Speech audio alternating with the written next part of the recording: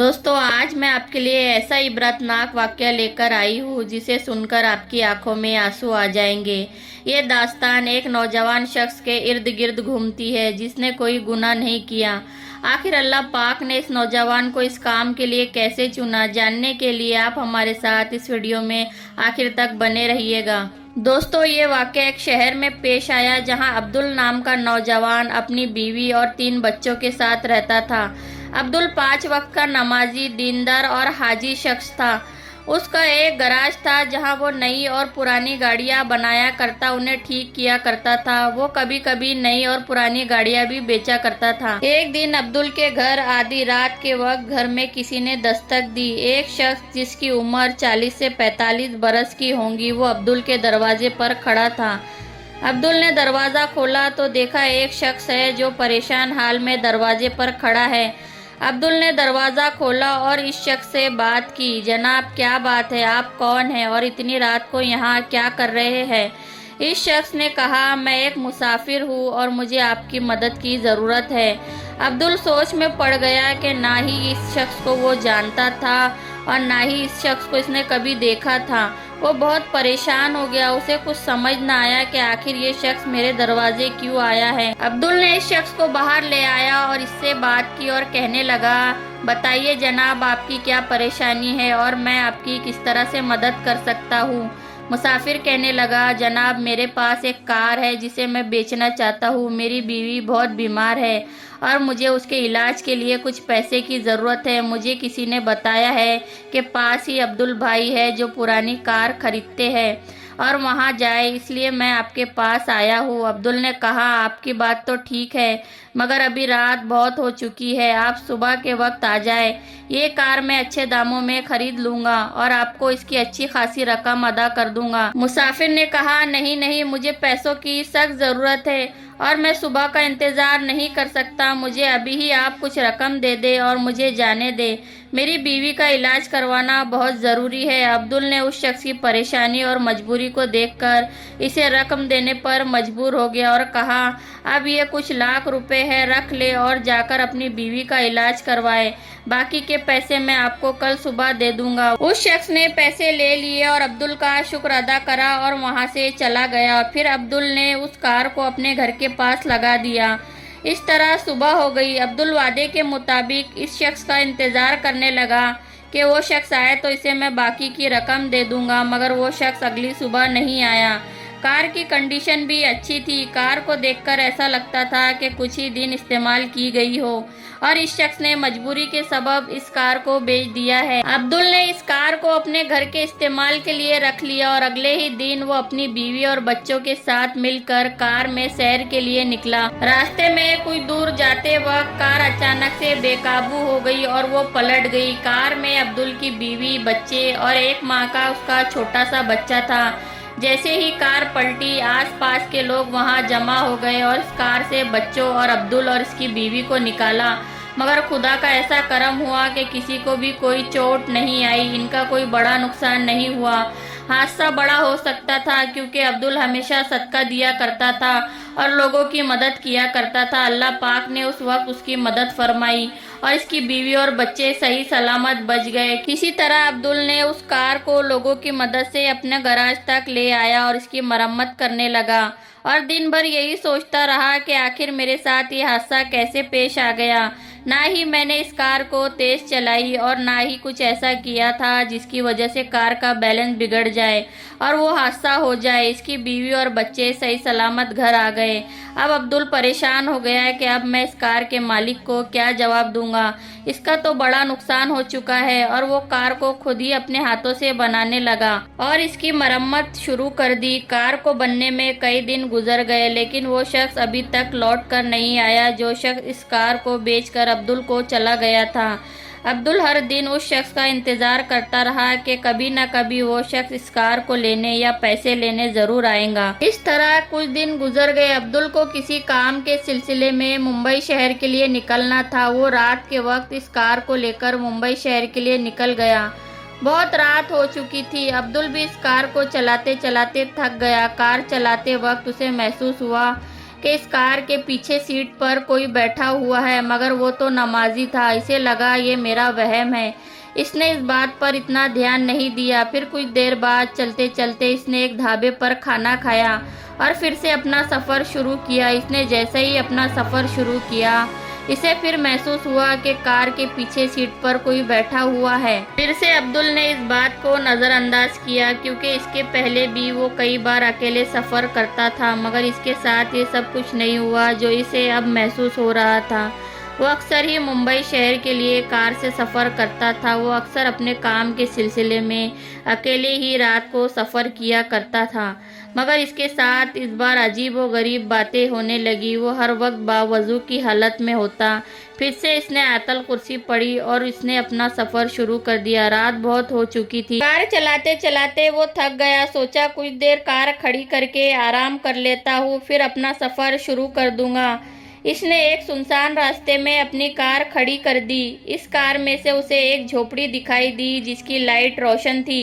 इसने सोचा कि झोपड़ी के पास लाइट रोशन है, मैं कुछ देर वहां अपनी गाड़ी खड़े कर लेता हूँ और तहज्जुद की नमाज अदा कर लेता हूँ, फिर से अपना सफ़र शुरू कर दूंगा। जब वो कार से बाहर निकला, वहाँ ना कोई झोपड़ी थी और ना ही कोई लाइट जल रहा था और ना ही कोई बंदा था। बस एक सुनसान सा जंगल था जहाँ वो कार और अब्दुल तन्हा खड़े थे। अब्दुल को अब थोड़ा डर महसूस होने लगा। ये तो वही जानता था। जब इसने कार में से देखा तो इसे एक झोपड़ी दिखाई दी जिसमें लाइट रोशन थी, इसलिए वो नीचे उतरा। फिर इसने वहां से कार को दूसरी तरफ ले आया और इस कार में आराम करने लगा। थोड़ी देर में थकान की वजह से इसे नींद आ गई।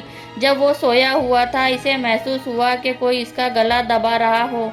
इसे प्यास की शिद्दत महसूस हुई। इसे पानी की ज़रूरत महसूस हुई, मगर वहाँ पानी नहीं था। अब्दुल ने फिर से दुआ पढ़ी और सोने की कोशिश की। इसके साथ वही मामला हुआ जो पहले हुआ कि इसका कोई गला दबा रहा हो, मगर उसे कोई नज़र नहीं आ रहा था।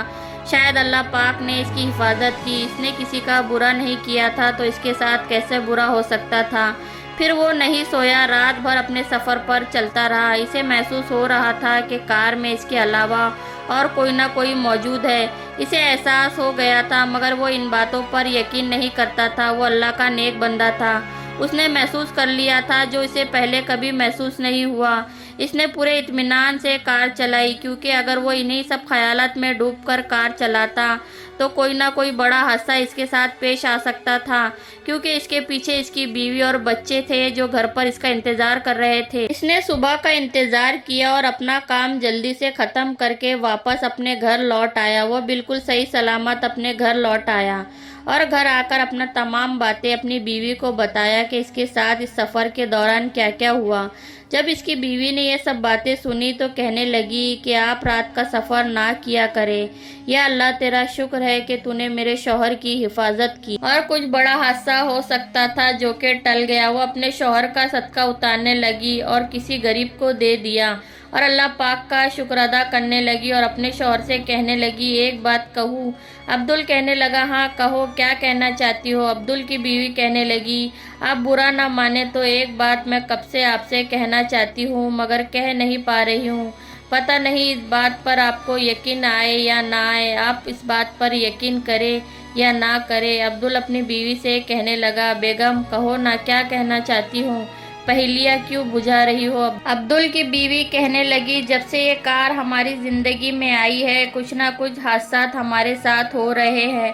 अगर आप ये सब बातें मुझे ना बताते जो आपके साथ कल रात हुआ, तो मैं आपके सामने ये बात नहीं रखती। खुदा आपको सलामत रखे। हमारे छोटे छोटे बच्चे हैं।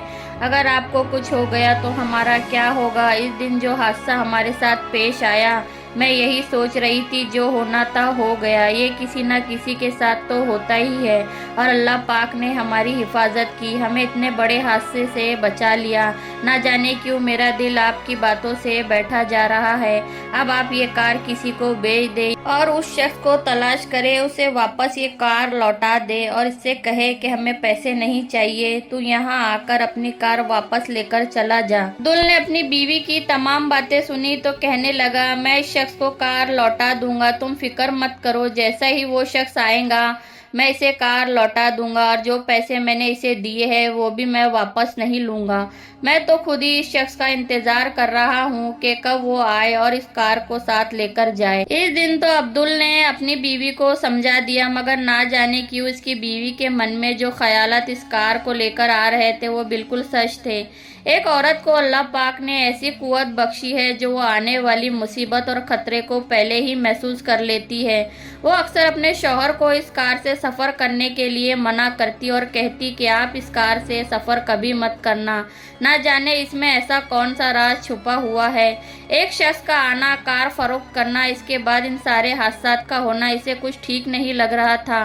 और अब्दुल्ला भी अपनी बीवी से हर बात शेयर करता, उसे अपनी परेशानी बताया करता था। एक दिन फिर से अब्दुल इस कार को लेकर ज़रूरी काम के लिए निकला। रास्ते में कुछ दूर चलने के बाद इस कार का छोटा सा एक्सीडेंट हो गया। कार सामने से थोड़ी सी डैमेज हो गई। इस बार अब्दुल के सर में थोड़ी सी चोट आई और कुछ लोगों ने इसे घर पहुंचा दिया। इसकी बीवी ने जब अब्दुल को देखा तो आंसू बहाने लगी और उस वक्त तो अब्दुल की हालत देखकर खामोश रही। अब्दुल से कुछ ना कहा, खामोशी इख्तियार कर ली। मगर 2 से 3 दिन गुजर जाने के बाद अब्दुल की बीवी ने फिर से कहा, मैं ना कहती थी इस कार में कुछ ना कुछ मसला ज़रूर है। जब भी आप इस कार को लेकर निकलते हैं कुछ ना कुछ हादसा पेश आ ही जाता है। अब्दुल ने अपनी बीवी को समझाया और कहा कि तुम फिक्र मत करो, ये तो ज़िंदगी है और ज़िंदगी में हर मुश्किल आती और जाती है। हम ये सोचकर घर से बाहर ही ना निकले कि हमारे साथ कुछ हादसा पेश आ जाए। अगर मैं इस कार से नहीं गया होता और किसी दूसरी कार से गया होता और मेरे साथ हादसा पेश आ जाता तब तुम क्या कहती? अब्दुल की बीवी कहने लगी, ठीक है, आपको मेरी बातों पर यकीन नहीं, आप ठीक ही कहते हैं। मेरे मन में तरह तरह के ख्यालात आ रहे हैं। जब से हमारे साथ ये हादसा हुआ है इसने मेरे दिल में डर पैदा कर दिया है। अब्दुल कहने लगा, बेगम, जिंदगी और मौत उस परवरदिगार के हाथ में है। हमें हमेशा अल्लाह पाक का शुक्र अदा करना चाहिए, इसने हमें इस हादसे से बचा लिया। अब्दुल की बीवी अल्लाह पाक से दुआ करने लगी, या अल्लाह, ये कैसी मुसीबत है जो हमारे पीछे पड़ गई है। मेरा शौहर उस कार को लेके मेरी किसी भी बात पर यकीन नहीं कर रहा। मेरा दिल कहता है इस कार में कोई ना कोई मसला तो ज़रूर है। या अल्लाह, मेरी मदद फरमा जिससे मेरे शौहर को यकीन दिला सकूं कि इस कार में कोई ना कोई मसला ज़रूर है। जब से ये कार हमारी ज़िंदगी में आई है हादसे पेश आ रहे हैं। अब्दुल कुछ दिन बाद ठीक हो गया और अपने नौकर के साथ मिलकर उस कार को बनाना शुरू किया जो थोड़ी सी डैमेज हो गई थी। अब्दुल और इसके नौकर ने फिर से कार को नया शेप दे दिया। तभी वहाँ अब्दुल का बहुत गहरा दोस्त जिसका नाम नदीम था वो अब्दुल से मुलाकात करने के लिए आया और अब्दुल से मुलाकात की। जब नदीम की नज़र इस कार पर पड़ी तो अब्दुल से कहने लगा, अरे अब्दुल भाई, ये कार तो बहुत अच्छी है, आपने न्यू खरीदी है क्या? इसकी कंडीशन एकदम न्यू कार के जैसी है। अब्दुल नदीम से कहने लगा, नहीं भाई, ये कार मेरी नहीं है, कोई शख्स मेरे पास आया था इस कार को बेचने के लिए।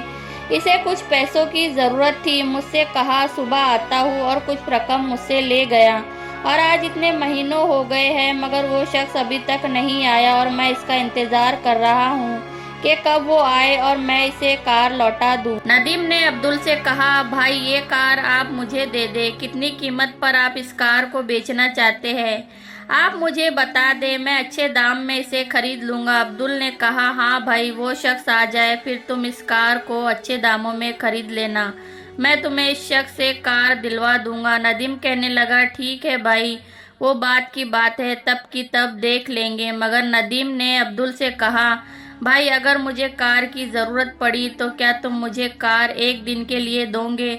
अब्दुल ने कहा, हाँ भाई, ये कार की तुम्हें जब भी ज़रूरत होगी तुम इसे अपने साथ लेकर चले जाना। इस तरह कुछ दिन गुजर गए। कार गराज में ही खड़ी रहती। एक दिन अब्दुल का वही दोस्त आया जो कुछ दिन पहले आया था और नौकर से कहा, अब्दुल भाई कहाँ है? मुझे कार की ज़रूरत है। वो लड़का जो गराज में काम करता था नदीम से कहने लगा, अब्दुल भाई तो नमाज के लिए गए हैं और उन्हें आने में कुछ वक्त लग जाएगा।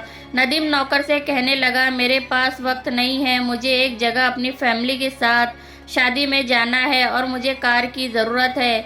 तुम मुझे कार की चाबी दे दो, मुझे अर्जेंट निकलना है। मैंने कुछ दिन पहले ही अब्दुल भाई से बात की थी इस कार के बारे में। उन्होंने कहा था कि जब भी तुम्हें कार की ज़रूरत हो तुम इसे लेकर चले जाना।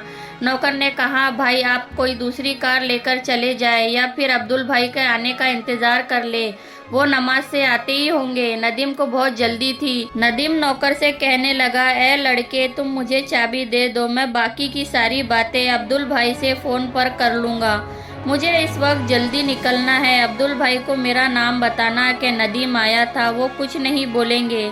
नौकर ने ना चाहते हुए भी कार की चाबी नदीम को दे दी और कहा कि आप अब्दुल भाई से याद से बात कर लेना। इस नौकर ने नदीम को वो चाबी दे दी और नदीम इस कार को लेकर वहाँ से चला गया। जब थोड़ी देर बाद अब्दुल गराज पहुँचा तो इसके नौकर ने बताया कि नदीम भाई आए थे और उन्होंने इस कार को अपने साथ लेकर चले गए। इन्हें किसी शादी में जाना था। अब्दुल ने कहा, नदीम ने मुझसे कोई बात नहीं की और ना ही कोई फ़ोन किया।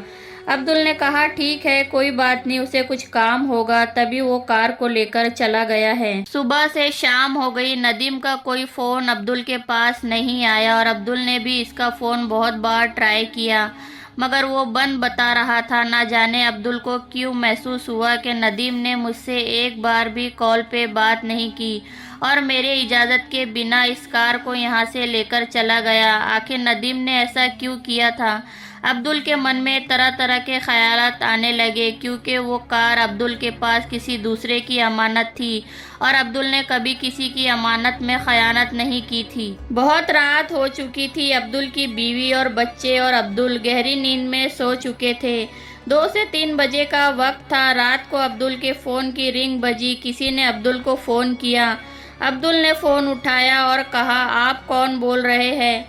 भाई, इनके फ़ोन में आपका नंबर मिला तो मैंने आपको फ़ोन किया। अब्दुल ने कहा, ये मेरे दोस्त नदीम का नंबर है और आप कहाँ से बोल रहे हैं और क्या हुआ है? इस अनजाने शख्स ने अब्दुल को बताया कि जो आपका दोस्त है, इसके तमाम घर वाले, इसकी बीवी और बच्चे और आपका दोस्त सब लोग मर चुके हैं।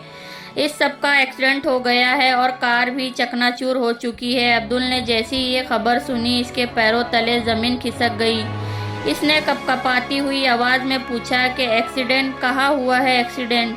आप इस वक्त कहाँ से बोल रहे हैं? इस शख्स ने कहा, मुंबई के हाईवे पर हूँ और ये एक्सीडेंट वही हुआ है, आप फ़ौरन आ जाए। फिर इस शख्स ने फ़ोन रख दिया। बहुत रात हो चुकी थी। अब्दुल ने अपनी बीवी को जगाया और कहा, मुझे मुंबई के लिए निकलना होगा। अब्दुल की बीवी कहने लगी, ऐसे अचानक? कुछ तो बताए, आखिर क्या हुआ है? अब्दुल ने तमाम बातें अपनी बीवी को बताई कि नदीम और इसका पूरा परिवार शादी से घर लौट रहा था तो इन सब का एक्सीडेंट हो गया है और इन सब का इंतकाल हो गया है और कार भी चकनाचूर हो चुकी है। अब्दुल की बीवी पहले ही खौफजदा थी। जो इसका दिल कह रहा था वो बिल्कुल ठीक था। इस कार को लेके जो ख्यालात थे वो बिल्कुल सही थे। इसने अब्दुल को मुंबई जाने से मना किया मगर अब्दुल ने इसकी बात नहीं सुनी और कहा, वो मेरा दोस्त था और ना जाने वो किस हाल में इनकी लाशें वहाँ पड़ी होंगी। मुझे एक दीनदार होने के खातिर वहाँ जाना ही होगा। वो मेरे अपने थे। इनका पूरा परिवार ख़त्म हो चुका है। मुझे इनकी मदद करनी होगी। फिर अब्दुल अपने एक दोस्त के साथ मिलकर मुंबई के लिए निकल गया और वहां पहुंचा। अब्दुल हादसे वाली जगह पहुंच गया लेकिन तब तक पुलिस वाले इन सबको हॉस्पिटल ले जा चुके थे। कार पूरी तरह चकनाचूर हो चुकी थी।